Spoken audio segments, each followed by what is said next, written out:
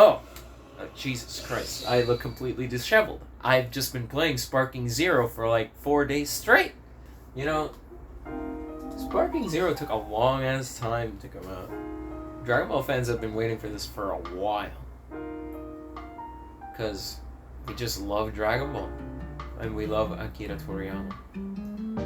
Why don't I tell you about why we love this so fucking much?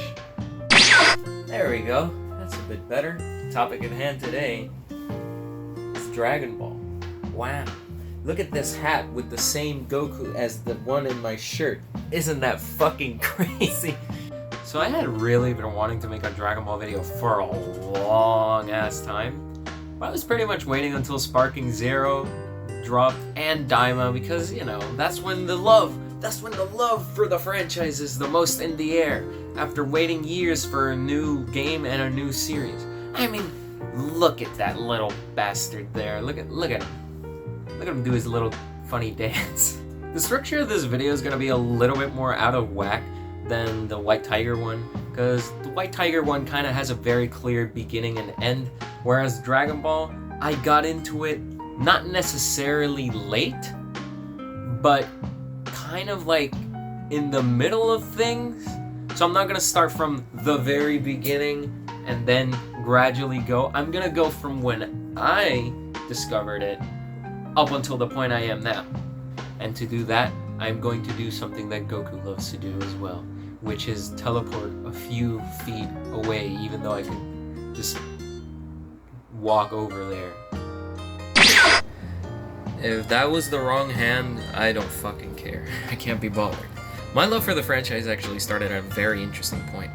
Actually, wow, this is probably a really bad place to record because of the fucking air conditioning. Yeah, my first exposure to the franchise actually was this little game right here. Dragon Ball Z Budokai. I don't know why Cell has buck teeth drawn on him. Now, what's interesting about this game is that, as you can probably see behind me, it was actually the first Dragon Ball game to have cutscenes, and even a full dub. Before, it was mostly 2D games, and now we got like full 3D animated cutscenes, and the gameplay is 3D, and it's all fucking awesome. Whoa! No, but seriously, the game is fucking fantastic. Genuinely revolutionary for future Dragon Ball games. It just changed everything pretty much. But there are two interesting little factoids about this game. One is that a lot of the music from this game was stolen, or at least plagiarized, let's say. The composer Kenji Yamamoto, which had been composing Dragon Ball video games for years, he had a tendency to take inspiration from real songs and put his own twist on them, which to this day makes me a little upset because his music is genuinely awesome, and if he had asked for permission to use certain songs, he probably wouldn't have gotten into the trouble he did. But that's getting a little bit ahead, because a lot of the music in this game is kind of crazy. It also continued on for the later games like Budokai 2 and 3, but specifically Budokai 1 has some egregious ones. There's a song called Frieza Arrives that is literally just Iron Man by Black Sabbath, which is kind of fucking insane. I don't know if I should play I'm not gonna play the real song, just in case I get a copyright strike or whatever, but I can show a little glimpse of the songs that I'm referring to.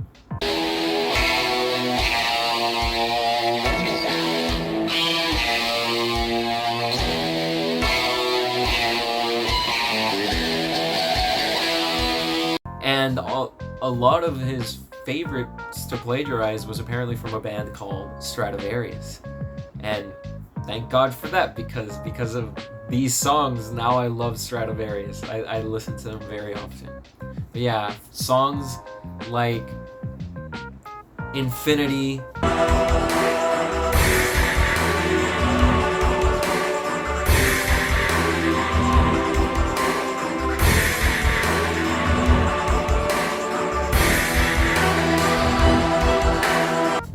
Hunting High and Low.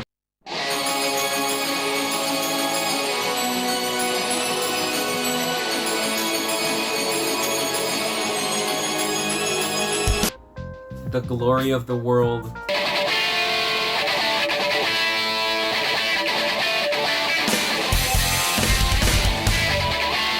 All those songs just completely plagiarized for this fucking game.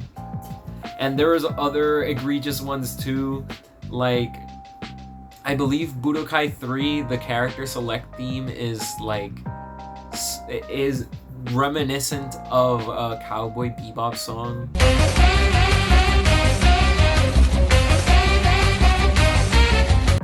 And a Capsule Obtained song is pretty much just September by Earth, Wind & Fire, which I find really funny.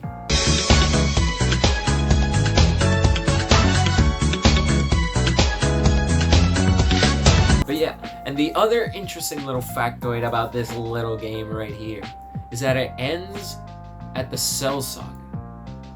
There is a little thing that shows Great Saiyaman, which is the only Buu Saga character you can unlock. But the story itself, the story mode ends at the Cell Saga. It's also the first story mode that I think included what ifs. I'm sorry for the PTSD to all Sparking Zero players trying to get all the what if scenarios. And of course it missed.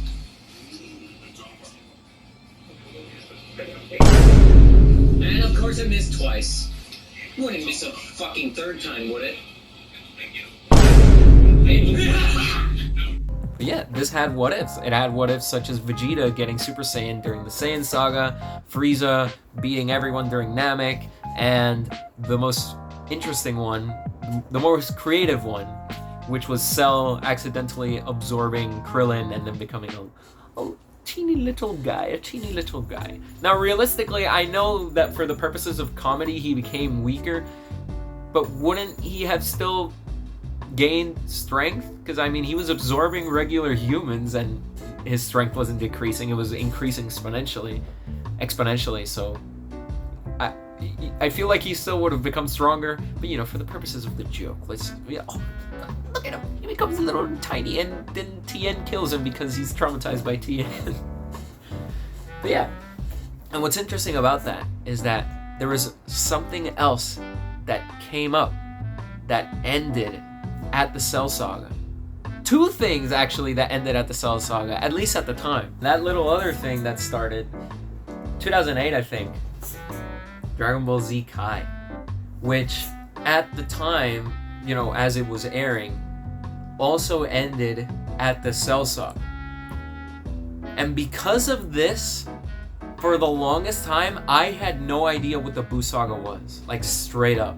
Zero fucking clue. I thought Dragon Ball Z ended at Cell. It was fucking sweet. Then one day, I'm at my local GameStop. Rest in peace, GameStop in Puerto Rico, by the way.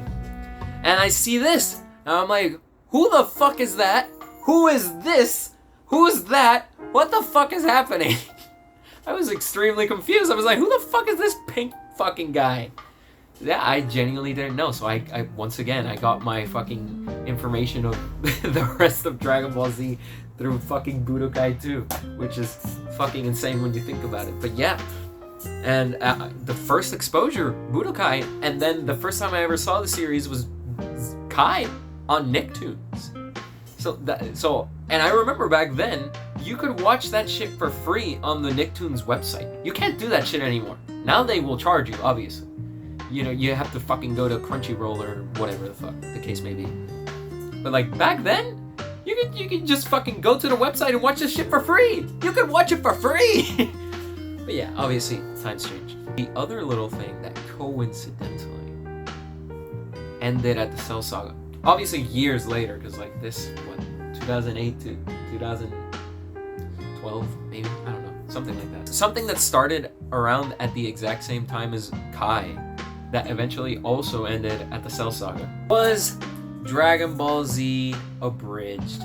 These little parody videos from the early 2000s up until late 2010s. Actually, kind of crazy. 2008 to 2018, that's literally 10 years of Abridged. That's insane. Now, I just realized I've kind of been talking all fucking willy-nilly, and I haven't even really explained what Dragon Ball is. I'm gonna get there. I'm just explaining how I got into it. Because there was, at the time I got into it, interestingly, it was kind of a drought in Dragon Ball content. Like, pretty much up until Budokai 1 released, there was nothing for Dragon Ball. Because Dragon Ball released the original in Japan, then Dragon Ball Z, and Dragon Ball GT. And then for America and everyone else, Dragon Ball Z released in the 90s, or whatever fucking year it was. Then they did GT, and then in the early 2000s they did Dragon Ball. But like other new content didn't really exist. Budokai was pretty much the satiation that a lot of people received until eventually OK Son Goku released in 2008. So that's why I say I got into it in like kind of like, I guess what you could say, the Renaissance period, when all the parodies started and it was all going crazy because YouTube was becoming the big thing at the time, and obviously Kai started airing as well. So it was just all this amalgamation, and I processing all this information as a little child, like, oh my fucking god! But now, I believe it is time I should actually explain a little bit of what Dragon Ball actually is. So, what is Dragon Ball?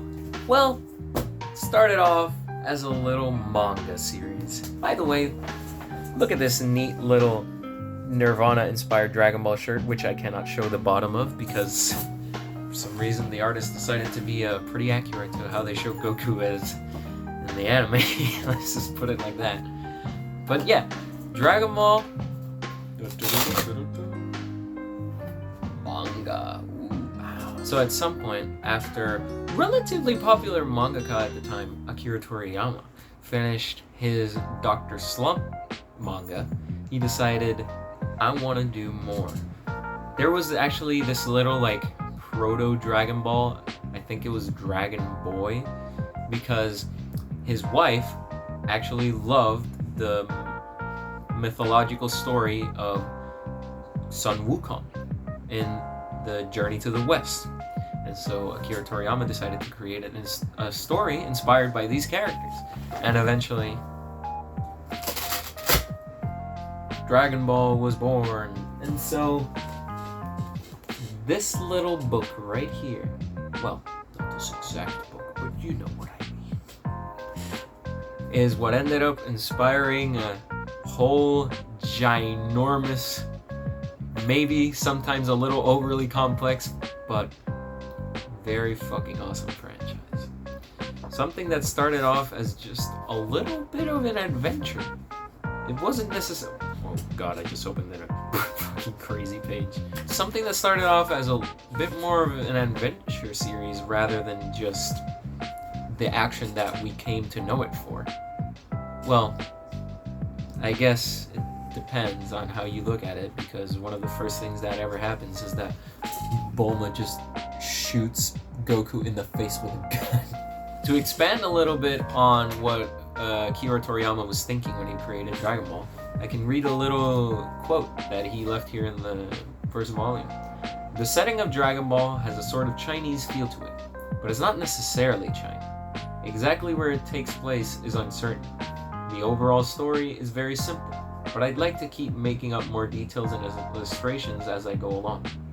This way I can draw anything I want to and enjoy the tension and excitement of figuring out what I'll draw next. That was 1985.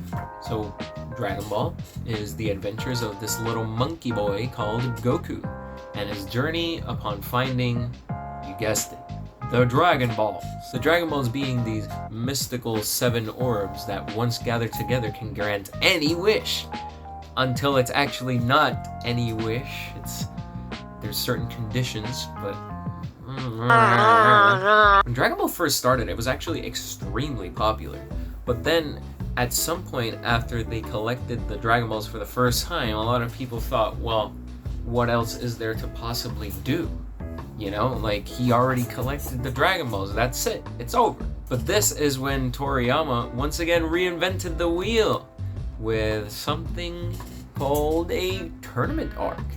So he started making an arc where Goku after training with Muten Roshi, went into a fighting tournament. And this kind of changed a lot at the time as well, because a lot of Toriyama's peers decided we should make fighting arcs in our stories as well, which is why even now to this day you will see different anime with tournament arcs. There's even a whole tier list video that Team 4-Star made ranking the tournament arcs in different shows. So despite this though, Dragon Ball kind of remained as a bit of an action comedy. There was intense action, great, fantastic fights, but it was mostly just still harmless, wholesome comedy. That is until this volume. Now in this volume, something incredibly tragic and something that changes the story of Dragon Ball forever happens, which is the first death of Krillin, which I think is still probably the most tragic death in the franchise, simply because of like how out of nowhere it feels. Because again, for the most part, this was a comedy manga. So then out of nowhere, one of the main characters just dies right off the bat? That's kind of insane, you know? So this changed everything right here. And so what ended up revolutionizing the franchise once again was the arc of this villain right here, King Piccolo. Probably in my top 3 favorite villains, I would say it's probably King Piccolo, Vegeta, and Frieza. But yeah. So Dragon Ball really started to change. It became way more action oriented, way more serious. And this was also reflected in the length of each volumes. For example, look at this. Volume 1 compared to Volume 16. I wasn't looking. Volume 1 compared to Volume 16. It's not super noticeable right now, but just wait until we get to Dragon Ball Z. It just kept expanding and expanding and expanding. It started as this little cute martial arts adventure to now this grand epic of martial arts combat. And this was actually also reflected upon how much more violent it got. Like things like Piccolo just ripping his own arm off. Like, that's insane. Voice crack, epic. And at some point, this change had to give to the pressure. Not the metaphorical pressure. And while in Japan, it still remained called Dragon Ball, in America and everywhere else in the world, that's pretty much where Dragon Ball Z was born. And now you're gonna notice what I meant about the length of each volume, because look at how much thicker these bad boys are. Like, even in this case, even if we only consider just Dragon Ball Z, which is still Dragon Ball, but what I explained just now, look at these. The difference is quite stark. Dragon Ball Z caused yet another change in the franchise, which was that it was revealed that Goku was actually an alien, which had been hinted at prior because Toriyama is low-key a master at foreshadowing. But yeah, Goku, not just a random monkey boy, but actually an alien. Thus, the shift became into this grand space adventure now. Still with martial arts, of course, but you weren't only gonna see the cool martial arts. Now you were also going to see more blasts and ki and energy and all that kind of stuff. By the way, I did kind of skip ahead to the manga because I wanted to explain more about Dragon Ball, but I actually read the manga for the first time last year. Because I decided I gotta fucking read this thing. But I didn't want to read it online, so I ended up buying both collections, because, you know. And I also ended up reading Super and a little bit of Dragon Ball Heroes. Very confusing. Now, remember that drought period I mentioned? Well, at some point during this, something happened. The forces of darkness converged on the earth, and something terrible happened. Dragon Ball Evolution was released. Now, I'm not gonna dwell on this awful movie for too long. Lord knows people have been shitting on it for more than a decade at this point. But I still wanted to mention it because it is because of this movie that Dragon Ball, what we have for Dragon Ball now, exists. Because at some point, Akira Toriyama saw Dragon Ball Evolution. He thought, this shit is dookie, and he decided, I gotta bring this series back for a little bit. And he helped make Battle of the Gods. I am so sorry, every time I move the chair creaks. But I didn't want to squat this time for the video like I did last time. That was very dumb. And so, he made that loving addition to the franchise, Dragon Ball Z Battle of the Gods, which technically at the time did include GT in the timeline, because GT was canon at some point. I barely touched upon GT, actually. GT's fucking cool, but also cringe. Moving on. At some point, Toei was like, you're onto something, Toriyama. Can you make more? Okay. They make Resurrection F. Extremely successful. The most successful Dragon Ball movie ever. They say, Toriyama, can you cook for us again? He's like, okay. He writes some notes. He gives some notes to Toei, some notes to Shueisha, and he says, make whatever you want according to the notes that I left you. And so, Dragon Ball Super, the manga, and the anime were born. So that's why a lot of what Dragon Ball Super is in the anime versus the manga is a little different. The story is, follows the same line, but there are some discrepancies, to put it that way. Like how during the Goku Black arc, instead of there being a massive Goku Black in the sky, it's like multiple Goku Black clones. Well, Zamasu clones, I guess I should be saying, but you know what I meant.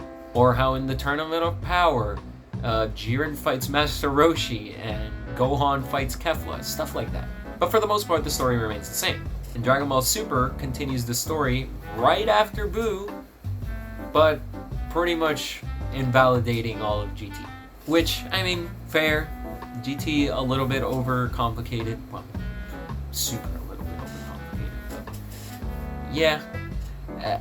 I hope that at some point in Daima they introduce something similar to Super Saiyan 4, but it would have to be like a one-time thing because Daima takes place also after the Buu saga, but before Super. The more you think about it, a lot of shit happens between the end of the Buu saga, all those years, up until the end of Z proper. There is a lot of adventures that happen during there, and then they're just kind of super casual. They're like, yeah. But anyways, Dragon Ball Super now exists. Whoa, epic, right? It's because of Dragon Ball Super that now we have my favorite pro wrestlers, Orange Piccolo and Goku Black. But yeah, so Dragon Ball once again makes a comeback with new writer-artist Toyotaro. As in, story, as it says right here, still Akira Toriyama. But parts of it ended up being also added by Toyotaro. By the way, I don't have as many manga for Dragon Ball Super. I only have these because I kind of wanted to wait in a similar manner for them to drop in a big collection and just buy it all at once. But I ended up buying these because I was tempted. I saw them and I was like, I gotta read, man. So now the Dragon Ball lore is like incredibly expanded even more. And we are in a paradise of Dragon Ball content at the moment, which is crazy because for a while we had nothing. As in, Dragon Ball Super hasn't really continued since it ended in 2018. The manga has, thankfully, which, oh my god. Moro arc, fucking fantastic. Granola arc, not as good, but still also really good. And then they kind of recapped Superhero. Fair. I mean, whatever, I guess, but I mean, Superhero was a good story. Piccolo, my fucking goat. Piccolo, my favorite character. I understand why Toriyama would say that Piccolo was his favorite, because Piccolo's the goat. So in the story, what at some point was this eventually leads to this, which used to lead to this, but all in all will eventually lead to this. Also, about this specifically, I want to say that I bought this at a flea market for $1. The cooler movie is what was inside. Now, some would argue I definitely got a better deal. But, you know, like, come on, dude. You have the end of GT right there, and then you just throw in the cooler movie instead. At least it was $1, but Jesus. But yeah, Dragon Ball is just this ever-expanding... Now, you're not gonna have me sitting here and telling you that fucking Dragon Ball is Citizen Kane or anything, but it's also not just the funny screaming, even though they do that a lot. It genuinely still has great character moments and adventures and just really sweet things, like when Piccolo dies the first time. He says to Gohan as he's dying, "Your softness infecting me. You were the only one who ever really talked to me. The couple of months I spent with you weren't really so bad. Gohan, don't die." So it has really cool moments like that. And I know because of the dub, we have the "I am the hope of the universe" speech, which is actually inaccurate to the character. I still think it's cool, but this, I think, is much better. The whole "I am a Saiyan, sent from Earth to defeat you. The legendary warrior with a pure heart awakened by rage. Son Goku, the Super Saiyan." I think that's fucking sick. And despite what people will tell you about Gohan, Gohan doesn't like fighting. He is incredibly strong, but he doesn't like to fight. He says so right here. He says, "Listen, let's not do this. This battle is pointless." I hate this. The vibrations through my fists on contact, the taste of blood in my mouth. He says, I hate it. He literally says, "But I don't like to fight." You know, even though that's simple, I think that's pretty profound. You're driven to a point where even someone so evil such as Cell, you don't even want to kill that guy. Or how about this? After Goku is about to defeat Majin Buu finally, once and for all, he says, "You fought hard, all by yourself. I hope you get reincarnated as a good guy, so I can fight you one-on-one. I'll be training and waiting. Till then." So, I think, I don't know. It's kind of hard to explain unless you experience it, and even then, some people experience it and they still don't like it. But I love Dragon Ball. It's just fun. It fills you with hope. Like Trunks in his story with a horrible, horrible future where the androids are killing everything and everyone he loves and holds dear. And eventually Goku Black does that as well, because that man can never know peace. But he still perseveres. He still keeps going. And even though it was kind of an ex machina and an ass pull, the Sword of Hope, you know, that shit just embodies everything. And then the fucking voice acting is fantastic. And that's just great. But no, yeah. Here we are with Dragon Ball Daima. But yeah, Toriyama taught me a lot. And I guess you could say, Toriyama raised me. And now we're left with his final project before he passed away. His final love letter to the franchise, Dragon Ball Daima. And now this series has released 2 episodes so far. Genuinely stunning animation. Great additions to the lore. I'm very excited for the rest of it. And of course, Sparking Zero also dropped, which I have been playing a lot of. So, yeah. What does Dragon Ball mean to me? Dragon Ball means perseverance and hope. Finding strength in yourself and those you care about. That's what Dragon Ball means to me. And I love Dragon Ball for teaching me those things. Now before I end the video, I do want to read something from the final volume of Dragon Ball Z. Something that Toriyama put as a little thank you and goodbye right at the end of the series. As a little tribute to him, since he obviously passed away earlier this year. And he gave us this wonderful story in manga and anime and video games and many, many other things. Thank you so much for reading Dragon Ball for all these years. I'm grateful for all the support you've shown me right to the finish line. I've been planning this end for quite a while. I'm sorry that it had to be announced so suddenly. My editors have agreed to let me end this manga so I can take some new steps in life. It's time to take a break. Although I may draw some one-shots here and there, I'm sure you'll see me again. And I'm sure it'll be fun, or at least I hope so. So stay tuned until we meet again. So long. That was 1995, 10 years after the first message that I read earlier. And Toriyama says, tackle life with as much energy as Goku. I'll try to do the same. And with that,